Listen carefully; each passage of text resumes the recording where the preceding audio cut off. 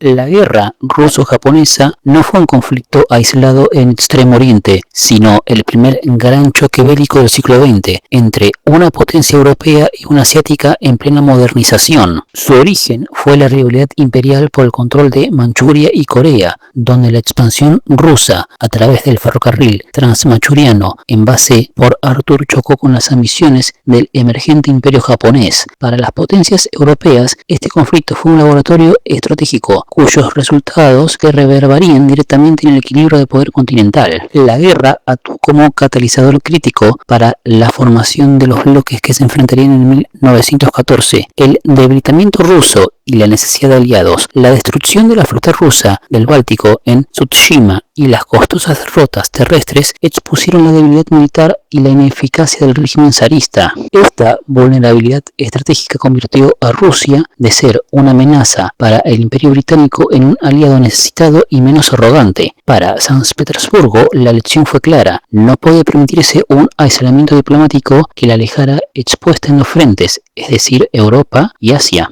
El factor determinante fue para Inglaterra. Antes de 1905, el principal rival imperial de Inglaterra era Rusia, el gran juego en Asia Central, en jerga diplomática. La derrota rusa dispó el temor británico al expansionismo, eliminando el mayor obstáculo para un acercamiento. Esto fue esencial para la Convención Anglo-Rusa de 1907, que resolvió disputas coloniales. Así, la guerra ruso-japonesa hizo posible transformar la Entente Cordiale de 1904 entre Francia e Inglaterra en la Triple Entente, integrando a una Rusia debilitada pero aún masiva. Alemania, bajo Guillermo II, subestimó a Japón y confió en una victoria rusa que debilitaría a Francia, aliada de Rusia. Intentó aprovechar la guerra con el Tratado de Borch en 1905, una alianza secreta en el Sar que fracasó estrepitosamente. La derrota de Rusia arruinó la política alemana de equilibrar entre Rusia y Francia, empujando a Rusia, que estaba humillada y resentida, aún más hacia sus aliados franceses y ahora hacia el nuevo entendimiento con Inglaterra.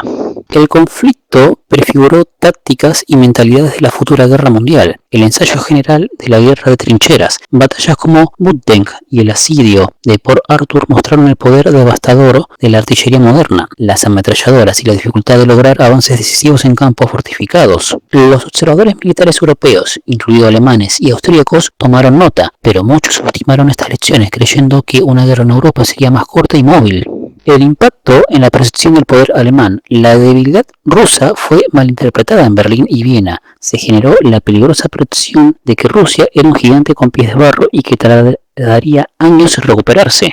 Esto alimentó la idea del riesgo calculado en las crisis de los Balcanes que ocurrieron en 1908 y 1912 y crucialmente en julio de 1914, cuando Alemania y Austria-Hungría creyeron que podían actuar con mayor audacia, descontando una respuesta militar rusa efectiva o rápida.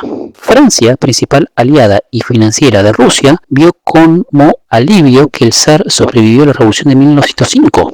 Redobló sus esfuerzos para reconstruir el poder militar ruso mediante préstamos masivos y misiones militares, con el objetivo expreso de crear un frente oriental fuerte que disuadiera o dividiera a Alemania en una futura guerra. La Entente se fortalecía como respuesta al cerco percibido por Alemania. En julio de 1914, las consecuencias de la guerra de 1904 fueron determinantes. Primero, en el lado de las potencias centrales, la subestimación de Rusia fue un factor clave en la temeraria política de apoyo condicional de Alemania a Austria-Hungría, el llamado cheque en blanco.